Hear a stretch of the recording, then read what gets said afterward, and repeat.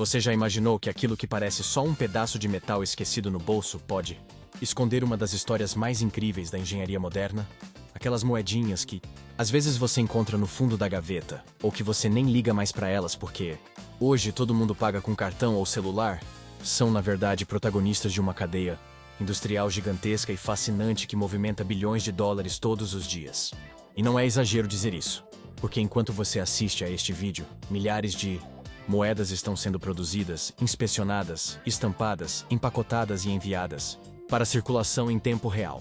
Mas pare um instante e pense comigo. O que é necessário para criar mais de 300 milhões de moedas por dia?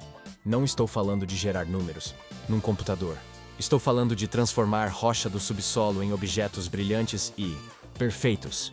Uma jornada que envolve ciência, arte, precisão e tecnologia tão avançada que parece coisa de ficção científica. Tudo começa no subsolo. Antes de qualquer coisa, antes de existir design, antes de existir cunhagem, antes de existirem máquinas gigantescas, a moeda começa como algo que você nem imagina. Uma enorme massa de rocha enterrada na terra.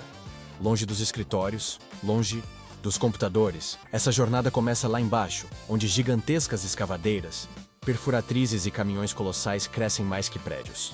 Funcionários especializados dirigem máquinas tão grandes que, comparadas a elas, um ônibus parece uma miniatura de brinquedo. Essas máquinas perfuram, rompem, escavam, cavando túneis e valas sem fim para encontrar as veias de minério que contêm o cobre, o zinco, o níquel e outros metais que um dia virarão moedas. E aqui tem uma coisa que quase ninguém percebe. Cada tonelada de rocha extraída contém apenas uma fração minúscula de metal utilizável. Ou seja, para cada grama de metal precioso, milhares de quilos de terra precisam ser removidos e processados. Isso significa trabalho, energia, logística e planejamento gigantescos. Não é simplesmente tirar metal da terra, é separar um grão de valor precioso de toneladas de pedra sem valor. Assim que o minério é extraído, ele segue para as fundições, onde começa o processo de purificação. Esse processo envolve calor intenso, reações químicas complexas e tecnologia de ponta para transformar mineral bruto em metal puro. Mas nem todo metal puro serve para fazer moedas. Para torná-las duráveis, bonitas e difíceis de falsificar, os metais são misturados em ligas específicas. Cobre recebe zinco para formar ligas mais resistentes. Níquel entra em composição para dar cor e dureza. Aços especiais são usados em moedas de maior circulação. E às vezes elementos raros como a prata entram em edições comemorativas. Aqui está o detalhe mais importante. A moeda moderna não tem seu valor baseado no valor do metal de que é feita. Ou seja, embora pareça valiosa, o metal de uma moeda muitas vezes custa muito menos do que o valor escrito nela. Um ótimo exemplo disso é o centavo americano. Muitas pessoas acham que ele é feito de cobre, mas na verdade, ele tem um núcleo de zinco com uma fina capa de cobre. Isso barateia a produção e mantém a aparência tradicional. Tudo isso também permite às casas da moeda produzir dia após dia, com precisão inacreditável. Agora nós entramos no que é frequentemente considerado o coração desse processo. Uma instituição histórica, poderosa, tecnológica e incrivelmente focada em precisão, a Casa da Moeda da Filadélfia. Fundada no século XVII, essa Casa da Moeda faz parte da história americana desde os primeiros passos da nação. Ainda hoje, ela permanece ativa, produzindo bilhões de moedas por ano, combinando tradição com tecnologia moderna. Mas antes de um único pedaço de metal ser transformado em moeda, tudo começa na imaginação dos designers. E aqui está algo impressionante. Cada moeda começa como uma ideia, uma imagem na mente de um artista. Algo que precisa ser bonito, histórico, simbólico e ao mesmo tempo tecnicamente possível. Esses artistas usam softwares 3D de altíssima resolução para modelar cada relevo, cada curva, cada detalhe, como se estivessem esculpindo uma obra de arte digital. Eles não apenas pensam na aparência, eles precisam pensar em como cada curva vai reagir ao processo físico no metal. Vai desgastar rápido? Vai ser fácil de reconhecer? Será difícil de falsificar? Quando tudo está perfeito, o design é aprovado e transformado em uma matriz, um molde de metal gravado, com precisão micrométrica, que será utilizado para cunhar milhões de moedas. O nível de detalhes é tão alto que um único pequeno erro no molde pode significar milhões de moedas defeituosas. As ligas metálicas são aquecidas em fornos gigantescos a temperaturas superiores a 760 graus.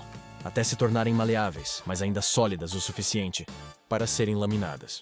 Elas são transformadas em barras gigantes que podem pesar quase 500 kg cada.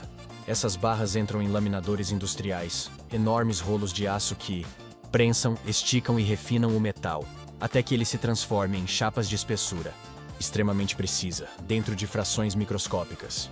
Essas chapas são então enroladas em bobinas que podem ter centenas de metros de metal contínuo, prontas para serem transformadas em moedas.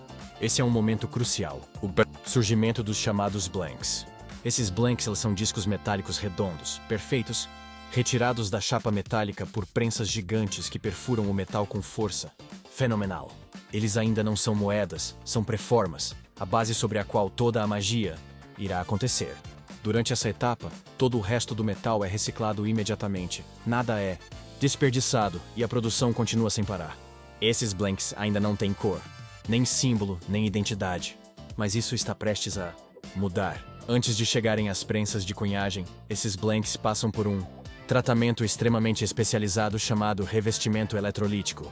Eles são submersos em banhos químicos que contêm íons metálicos e uma corrente elétrica passa pela solução, depositando uma camada uniforme de metal sobre cada blank. Esse revestimento não só dá a cor característica, como a cor dourada ou prateada, mas também proteção contra desgaste, corrosão e dá contraste para os detalhes que serão gravados.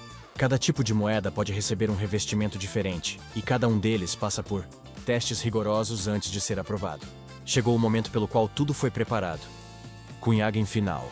As peças são alimentadas em prensas gigantescas que aplicam centenas de toneladas de pressão em uma fração de segundo, imprimindo no metal todos os detalhes finais. Um rosto, uma data, inscrições históricas, símbolos nacionais. Essa pressão não só imprime a imagem em relevo, ela sela o significado histórico e cultural da moeda. Algo que nunca vai desaparecer mesmo com o uso intenso.